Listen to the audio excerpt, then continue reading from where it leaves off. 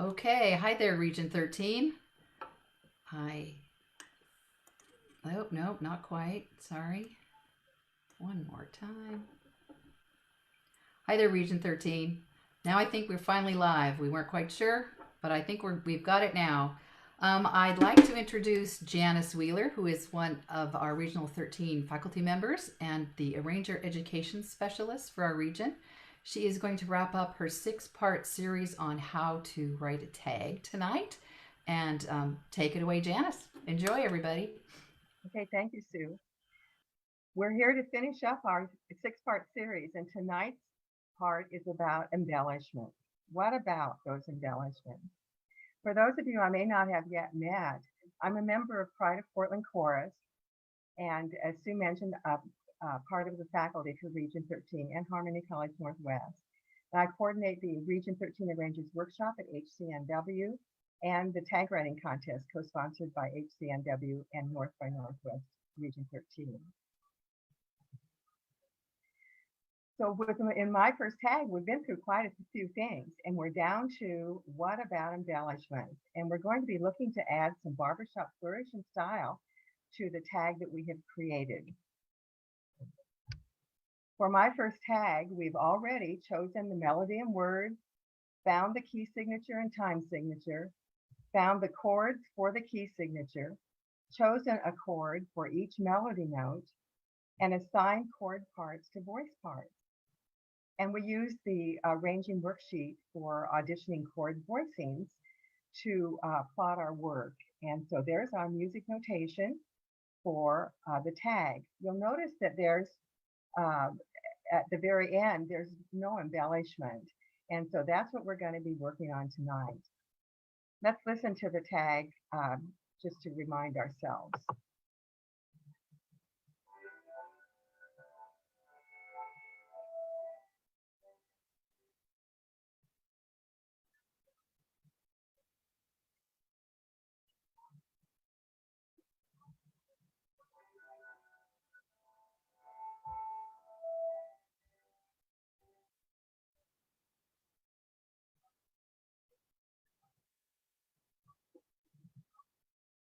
So what about those embellishments? Embellishments are used to add some barbershop style and flourish. And so they're absolutely necessary to a barbershop tag. In barbershop, they're used to fill in passages in a musical composition created by sustained melody notes that are ordinarily filled by accompanying piano or other instruments. Embellishments are creative musical devices that can ornament the melody and lyric, as well as provide a path of forward motion. Embellishments include, but are not limited to, echoes of lyric melody, reminiscent of traditional call and response, swipes, which are a series of passing tones to move smoothly from one chord to the next, with one or more of the parts holding sustained notes, with or without added lyrics. And slides are similar to swipes, but usually only 2 notes in each part, often 2 different voicings of the same chord. And these are general descriptions, and there are variations on all of them. In my first tag, the melody is sustained on the last chord, providing an ideal place for a vocal embellishment to add some barbershop flourish. And as we learned back in the beginning, sometimes those flourishes are called a tiddly. My first tag, for that, I chose a tiddly utilizing only chords of the primary harmony for the G major scale. Primary harmony within the barbershop chord vocabulary includes the harmonized chords that are natural to the key scale. And for the key of G, those are the triads and sevenths we found to harmonize the G major scale. Plus the chromatically altered chords known as diminished seventh chords and augmented chords. They combine to form primary harmony within the barbershop vocabulary. The 2 chords I chose for the tiddly of my first tag are an E minor chord. That's the chord built on the 6th degree of the G major scale, and therefore it's natural to the key scale. And then I used an augmented G chord also sometimes called G plus, the tonic chord of the G major scale augmented by raising the fifth of the chord, that's the top note of the chord, of the GBD chord, by a half step from D natural to D sharp.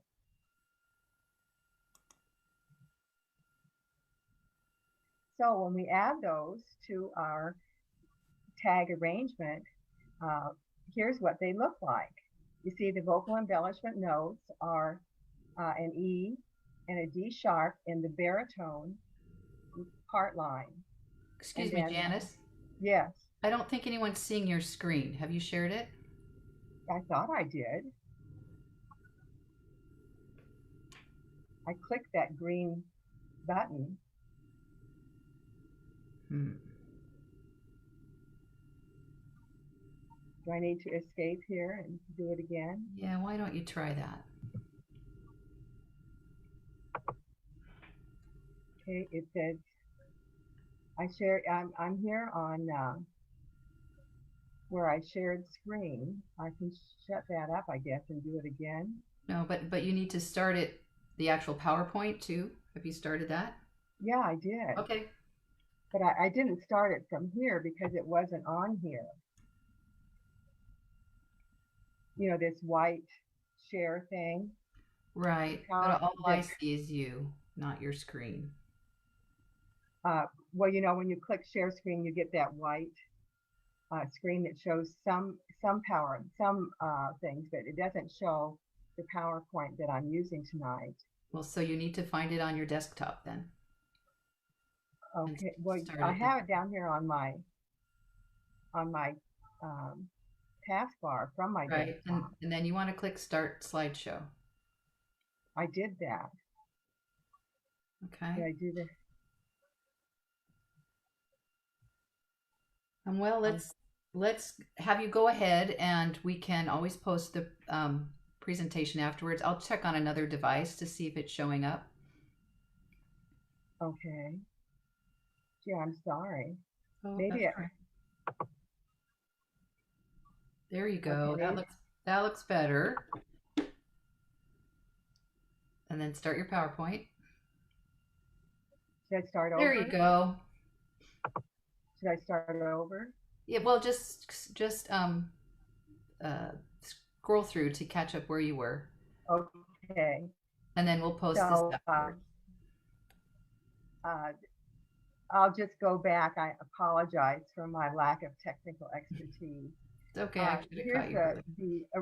Here's the arranging worksheet that we completed last time for the chord voicing, so that each part had a note to sing with our tag. And then tonight we're going to add an embellishment. And then I think that if you were able to hear anything I said, the embellishments are used to fill in the passages in the tag that are created by sustained notes that would ordinarily, in another type of music, be accompanying piano or other instruments. And some of the types of embellishments we use are echoes and swipes and slides.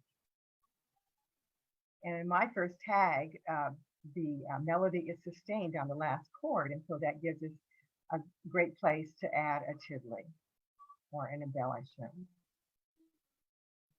And in my first tag, I chose to have a tiddly that included the primary harmony of the G major scale, which is those harmonized chords that we found together for triads and sevenths for the scale of G major, and then the chromatically altered chords of diminished sevenths and augmented chords. And the two notes that we added were the E and the D sharp. I chose those two notes because that's what I heard in my head as an embellishment. And so I chose chords that would allow that embellishment I heard in my head to happen. So we'll play that once again.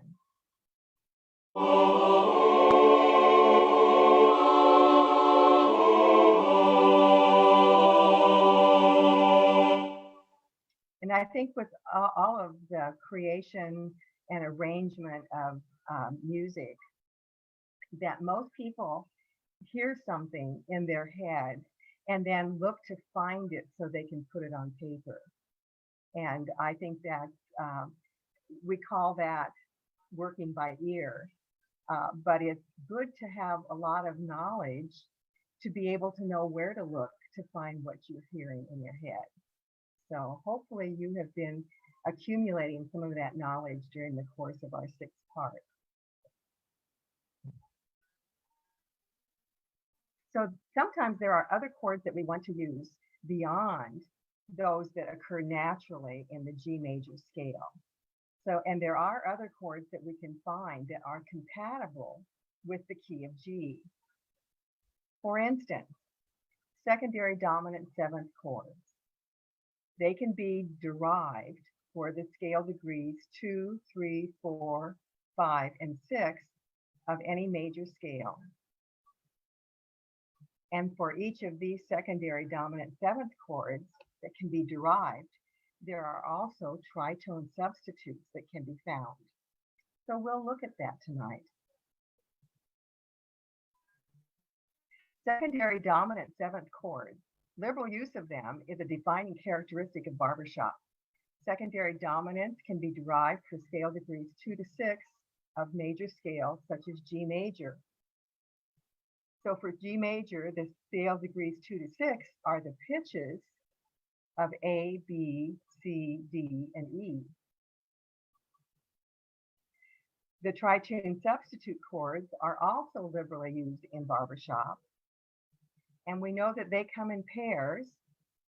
For each secondary dominant 7th chord, there exists another dominant 7th chord, which shares the same tritone interval. And if you recall, when we talked about the feel of music, whether it was at rest or restless, it's the tritone interval that makes the dominant 7th chord sound restless.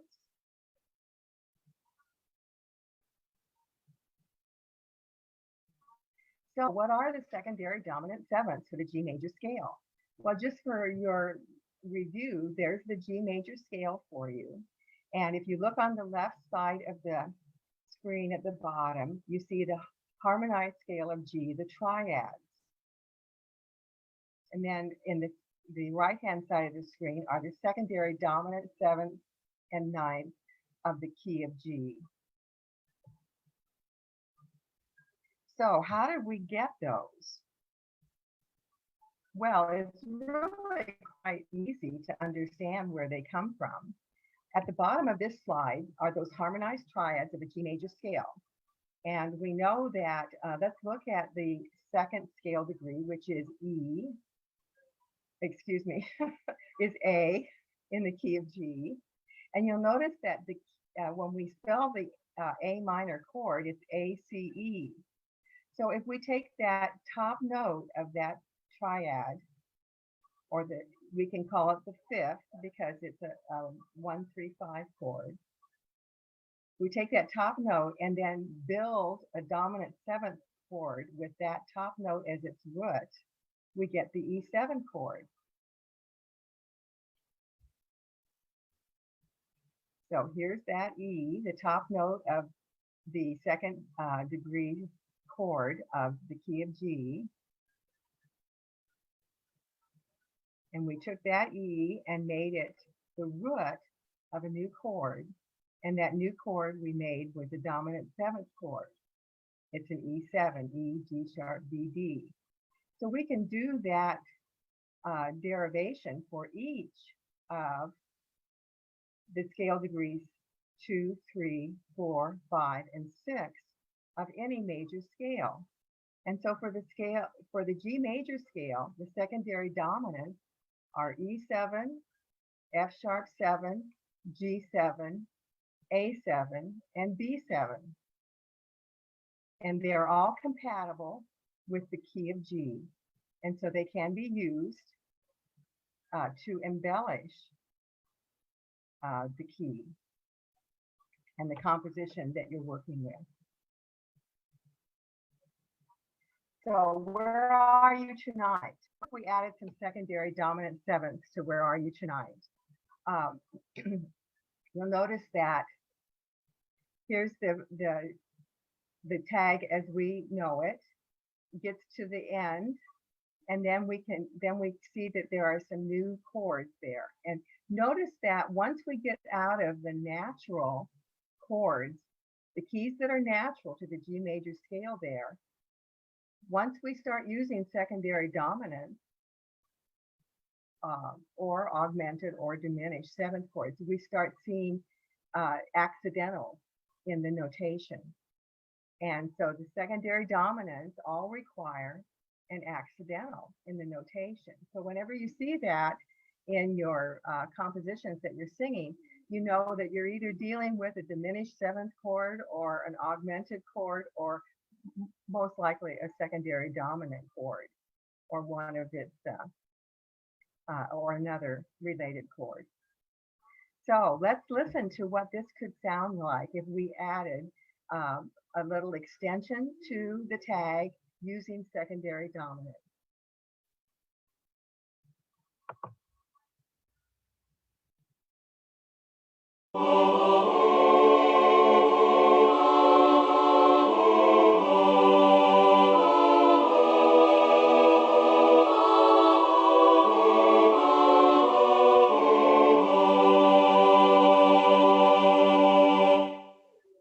So one of the things that this particular kind of embellishment here is sometimes called a turnaround, because it kind of takes you from where you were, gives you a little switch, and then takes you right back to where you left off. And so there's a turnaround embellishment, which I didn't mention in the example, but that's what that one is. And then we extended the tag with these other secondary dominants. So that's an idea for how you can use secondary dominants for this particular tag. And I'll let you listen to it again so you can, if I can find my cursor here.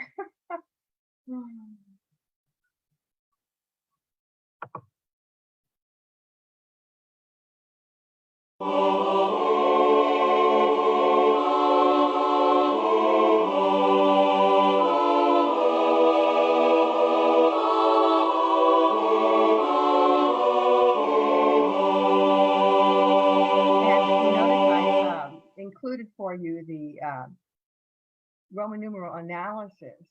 So we have 5-7 and 5-9 to 1 here, and then we go through some other dominant seventh and ninth chords. A G9 is a 5-9 of 4, and E7 is a 4-7 of 2. Let's go back and look at that chart.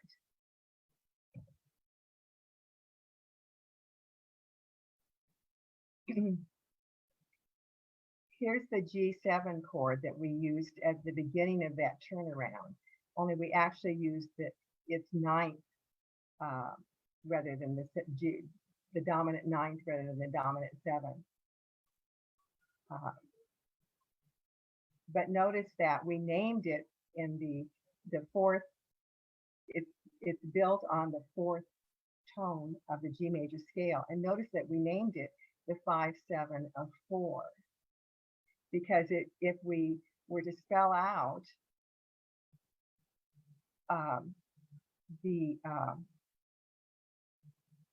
G dominant seventh chord, it would be part of the key of C. So C, E, G is the C is the dominant, is the fourth tone of the G scale. And so the dominant seventh of that key would be G7. So that's why it's called the 5-7 of 4 for the G major scale.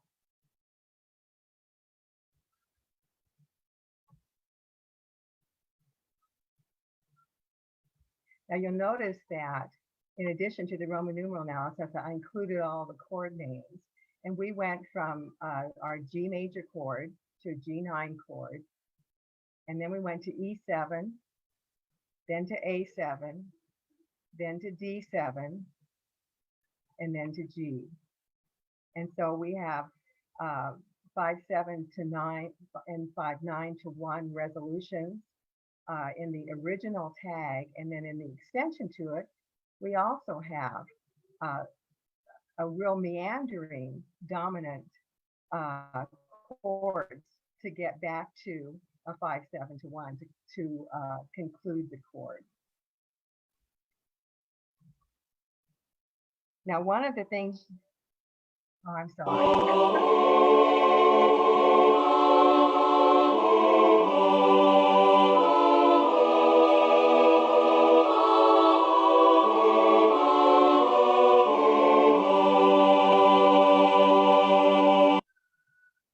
One of the things you've probably heard about barbershop is that it resolves around the circle of fifths. And if you'll notice in that extension we did to the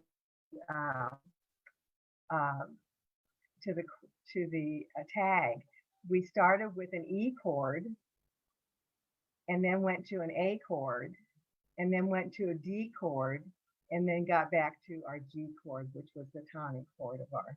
So that's what they mean by resolving around the circle of fifths. And when you look at the circle of fifths, you can either think of E major scale or an E chord, any E chord. So this is an E chord, E dominant 7th, A dominant 7th, D dominant 7th, back to the G major triad. So that's what they mean about resolving around the circle of fifths. So add more barbershop by taking these secondary dominants and finding their tritone substitutes. So our next embellishment that we're going to look at is a tritone substitute for a secondary dominant. So how do you find those tritone substitutes for secondary dominants? Well, there are different ways you can go about it. We know that for each secondary dominant 7th chord, there is another dominant 7th chord which shares the same tritone interval. And that's why they can substitute for one another, because of that shared tritone interval. And for instance, with our secondary dominant E7 chord, that's the 5/7 of 2 for the key of G. If we look at the interval that is the chord that has the same interval, it's the B flat 7. And what they, the interval, the tritone interval they share is in E7, it's G sharp, it's the 3rd to the 7th to D. And in B flat 7, it's D to A flat. And A flat and G sharp are, of course, enharmonic tones. They're the same tone with a different spelling. And so what we call, since E7 is the 5/7 of 2, we call B flat 7 the tritone substitute for the 5/7 of 2 when we're working in the key of G. Whoops. So because the E7 chord is the 5/7 of 2 in the key of G, then the B flat 7 becomes the tritone substitute for the 5/7 of 2 in our Roman numeral analysis. And so you can follow along when you have time to look at all of those different ones. There's another way we can view the tritone substitute pairs. And here's one way that a lot of people find easy. So if we look for, we were working with the E7 and the B flat 7. And so we see here's the Ds they share, and here's the G sharp, A flat they share. So you can find the tritone substitutes that way also by writing down the pairs by their chord part, their chord part names, and then looking for the letters that they share. So where are you tonight with a tritone substitute for a secondary dominant? What we're going to try is we're going to try adding the tritone substitute for the 5-7 of 5.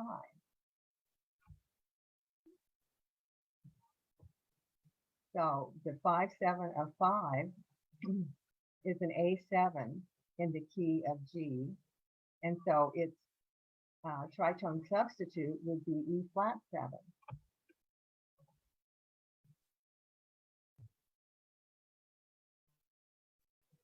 So let's listen to that and see what you think.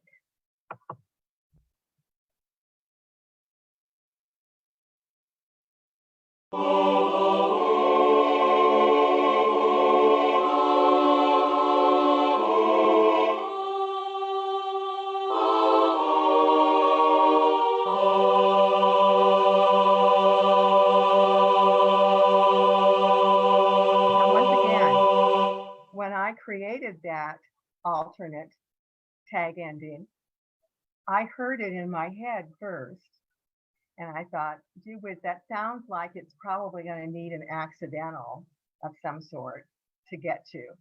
So maybe it's a secondary dominant, maybe it's a tritone substitute. So then I tried some of those, and I discovered that this was what I liked the best.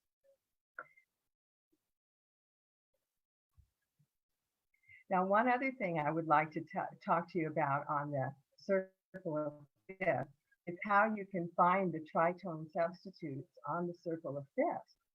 So what we used was E flat 7 to substitute for the secondary dominant of A7. So if we go to the A cell on the circle of fifths and we look directly across the circle, look what we find. We find E flat. So that's another way you can find the tritone substitute for either a natural dominant 7th chord or for a secondary dominant 7th chord.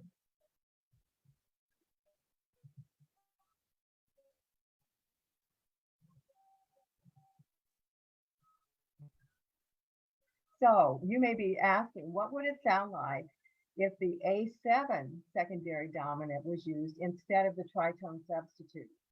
And if you're like me, you'd probably try that.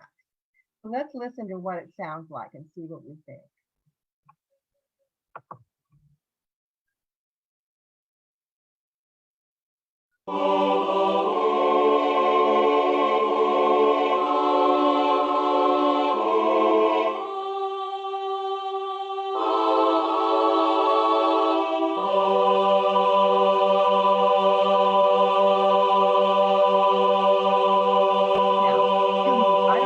Your ears, but my ears tell me that I'm not so fond of that. I much better like the tritone substitute for the A7 to give me the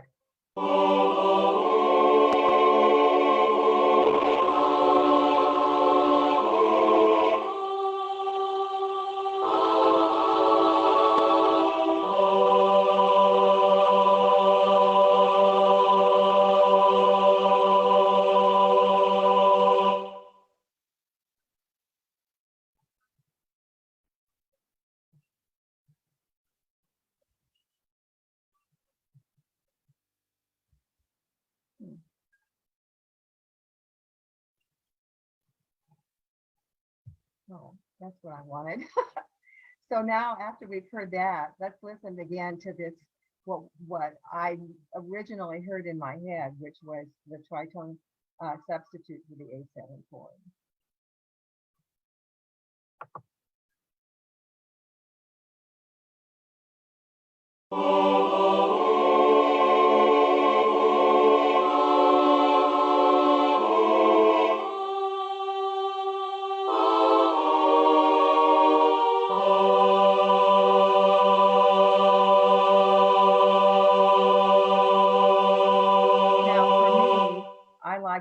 The barbershop sounded that much better.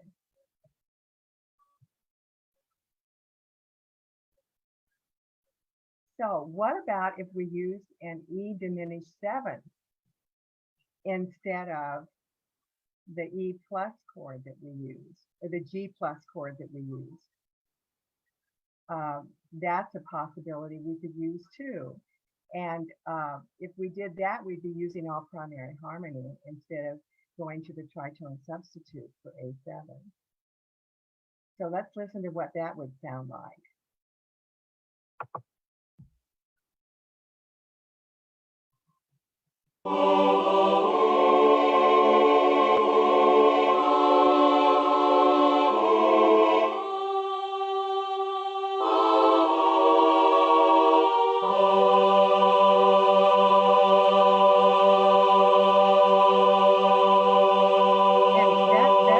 Better than just the straight A7 secondary dominant, but I still like the tritone substitute better.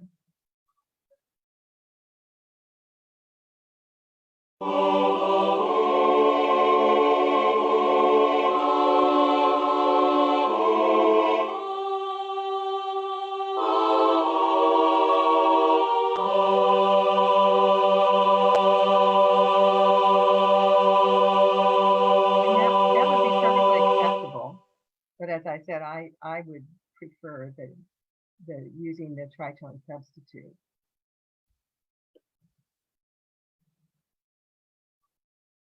So listen to it again and see, listen to that tritone substitute again and see what you think.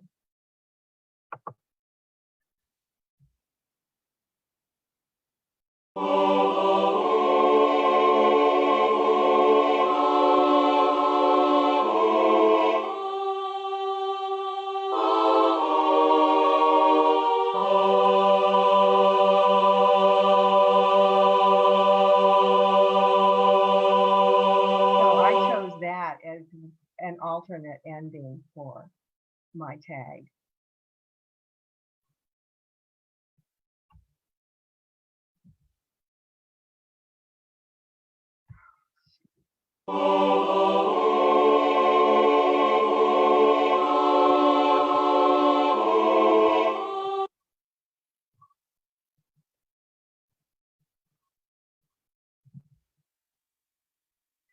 So we looked at three possible choices for that penultimate chord, or the next to the last chord of the tag.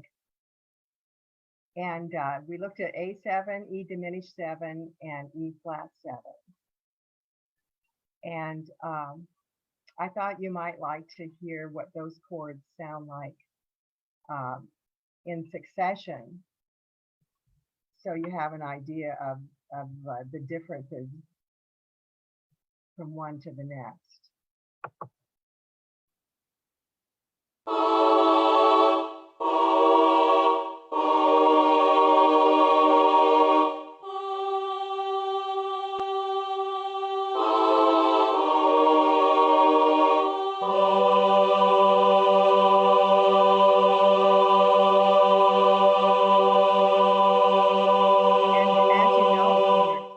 In singing barbershop, that penultimate chord is often held longer than its value as written to sort of tease people as to what they know they're going to hear with the ending tonic chord. And so the choice of the penultimate chord, or the next to the last chord that comes right before the tonic chord of the key, that's a real important choice to make. And so you make it sound like you want to hear it.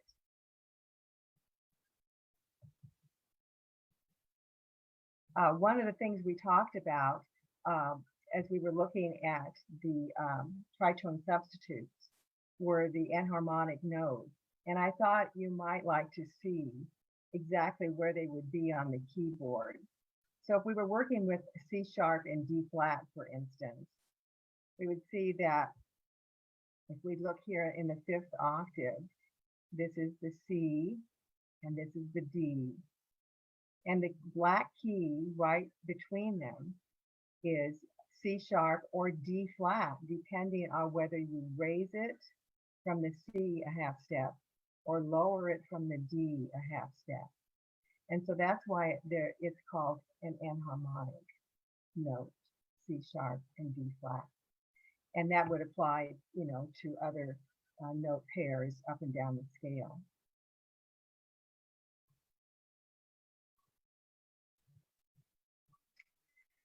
So my first tag in 6 parts. We've done it. We've chosen the melody and words, found the key signature and time signature, found the chords for the key signature, chose one of those chords for each melody note, assigned chord parts to voice parts, and now we've added some embellishments for some barbershop flourish and style.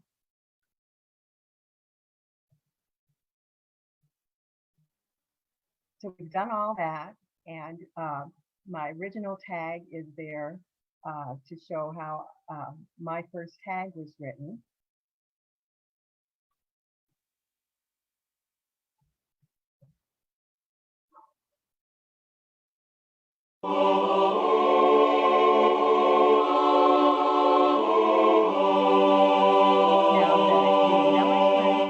And my first tag is originally written is what we call a descending embellishment, simply because the embellishment line goes down or descends through to the tonic ending chord. You probably noticed that the embellishment that we did with the tritone substitute was an ascending embellishment. So it just depends on what mood you want to set with your tag, how you would choose between those.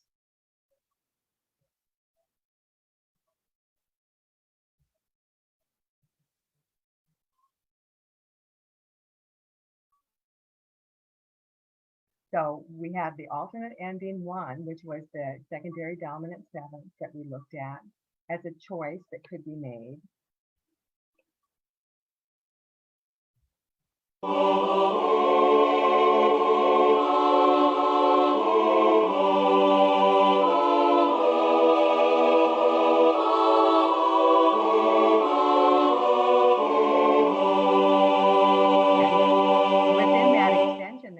We did a turnaround, and then we added an extra 4 majors, and to add that extra 4 majors, we followed right around the circle of fifths back to the G tonic ending chord.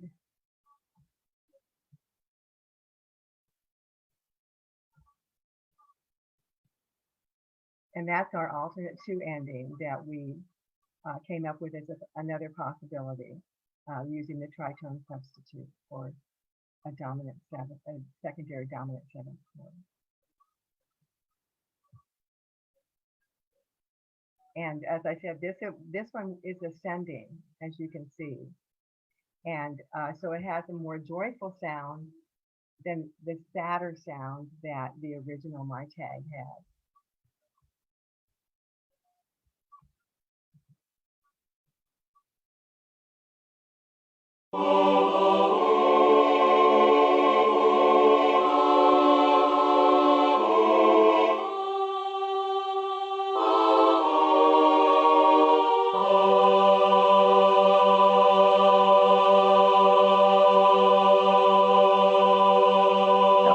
Intended the tag to have a little bit of a melancholy sound, you might have chosen the embellishment I chose with my original tag.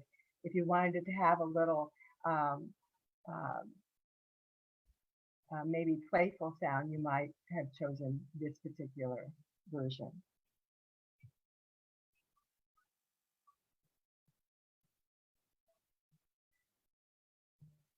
Didn't talk much about suggested vocal ranges for barbershop, but you may have noticed in the tag that we were working on that the range of the melody notes were well within what most leads find comfortable to sing, as were the notes for all of the other parts. And so it's really important for you to be sure that what you create can be sung. So following the suggested vocal ranges is important. And if we look back to my first tag, you see that this lead line, the melody, is easily within the lead's vocal range. And the same is true for uh, the tenor part and for the bari part and for the bass part. And one way that you can just visually look at something and know are we in range is if all of the notes are within the staves, or almost all of them are. And in this case, we only have a couple notes above the stave for the baritone, but still within the baritone range.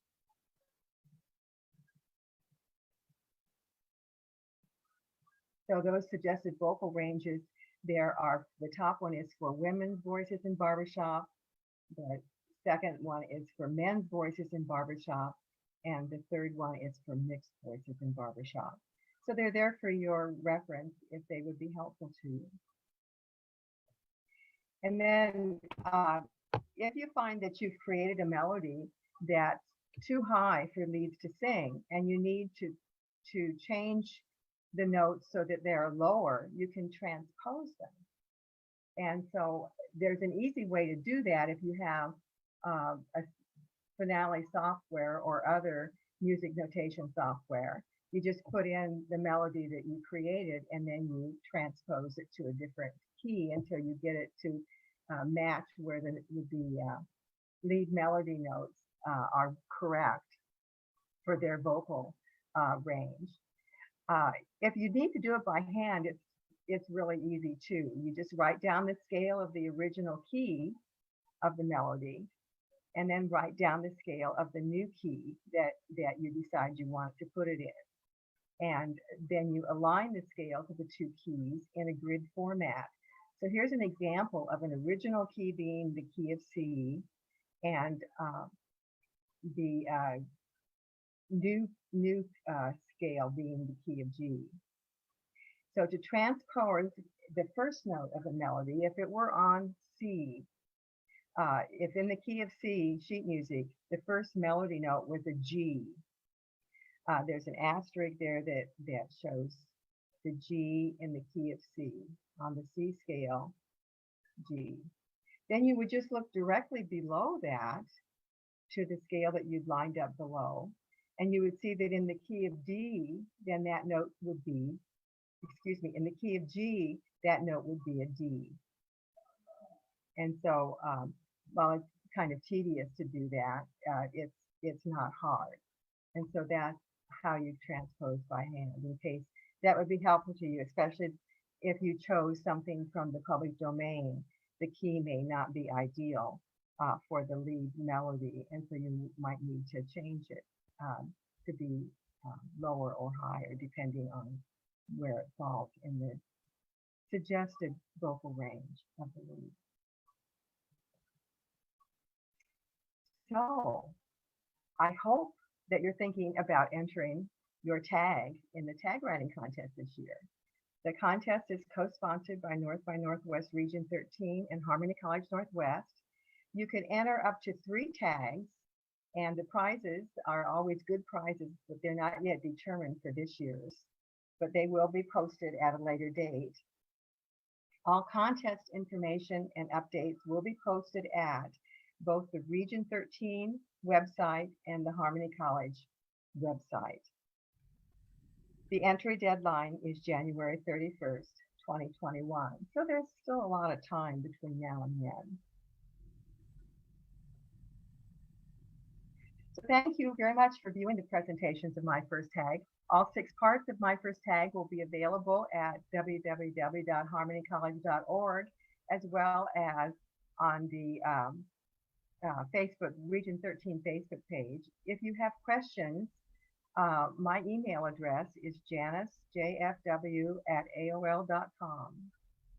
And by the way, the next Region 13 Arrangers Workshop at HCNW is scheduled for June 7th to 18th, 2021. So if you'd like to learn more about writing tags and arranging music for barbershop, hope to see you there. That's it for this evening. Be sure to tune in again next week for more of North by Northwest Presents. You never know who may show up next. And if you have an idea for a topic, please post it in the comments below.